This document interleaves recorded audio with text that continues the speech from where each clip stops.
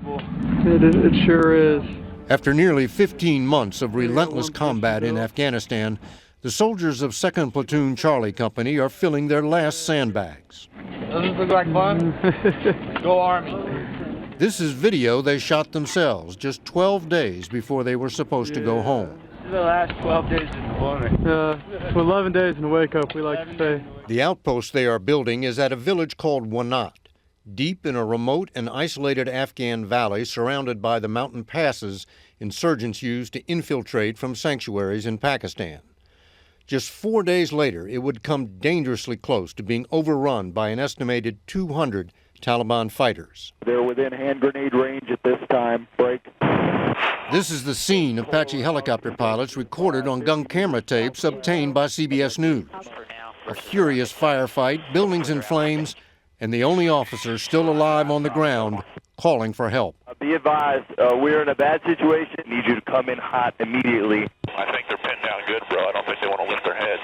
The enemy is so close, the Apaches will have to lay down their cannon fire within 10 meters of the American position. You know, I know it's high risk, but we need to get these guys off of us. Over. 10 meters. So that's Got to be kidding me. More Taliban are shooting down on them from those buildings. The Apaches make run after devastating run. Hey, I'm inbound with a missile. There you go. That's how you do it. That's how you do it. They also come in firing their cannons, but the Taliban keep shooting back. You can see muzzle flashes down here like lightning bugs.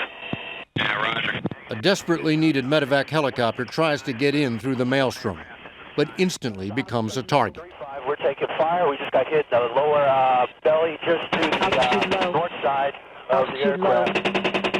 The Apaches clear away a landing zone for the medevac. We got several casualties that we still need to move. We'll be able to pick up 2 now, and then probably 2 more later. Over. Finally, reinforcements arrive, and the tide of battle turns. The battle took place a year ago in a valley east of here that is now controlled by the Taliban. And it has triggered an investigation into why the 49 men of 2nd Platoon were left so exposed, so deep in enemy territory. For much of its tour, the platoon was under incessant attack, hunkered down at a base that was surrounded by high ground and could only be supplied by helicopter. Lieutenant Jonathan Brostrom set up a camera to record an assault on that base, and when he was home on leave, showed it to his father, retired Army Colonel David Brostrom. I was frankly shocked. They were getting attacked and probed every day. Heavy attacks by enemy forces. Brostrom's platoon and the other units fighting up and down the valley sometimes called in airstrikes on houses from which they were taking fire. My son showed me that.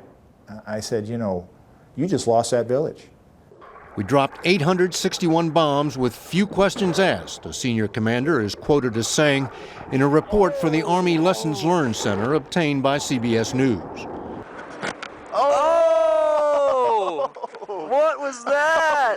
They also fired white phosphorus artillery at what they believed was a Taliban campfire, rounds which were never intended to be used against personnel. White phosphorus? Yeah. They were supposed to be protecting the population.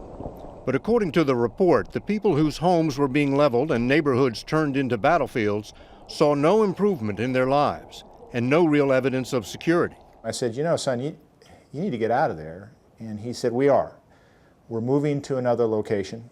The new location at Wanat was supposed to be less exposed, but it was still in enemy territory. I knew the mission had the potential of being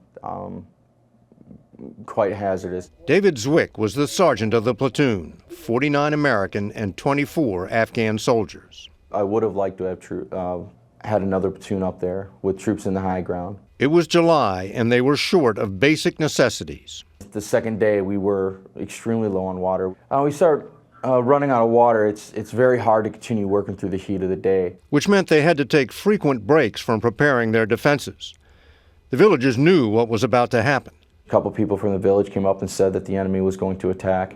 Despite signs of an impending attack, unmanned surveillance drones which had been watching over the platoon were diverted to a higher priority mission. The not having the surveillance was the concern for me.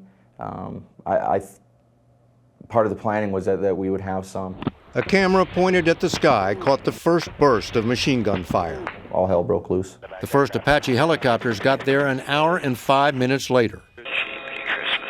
3/4 of the Americans were killed or wounded. I pride myself on being able to push forward and kind of go through to do the job. For the first time in my career, I actually stopped dead in my tracks when I came across the scene up there. Those figures are American soldiers lying dead on the ground. One of them is David Brostrom's son. And what did my son and what did those other sons die for? You have to do the investigation so this doesn't happen again. Many of the soldiers in these videos are no longer alive. 9 were killed at Wanat. An Apache pilot said it all when he heard the toll. But we will have additional fallen hero missions to follow. I have a total of 9 KIA. Over. Damn it. 9 soldiers dead holding a piece of terrain which 2 days later the U.S. abandoned to the enemy. David Martin, CBS News, Afghanistan.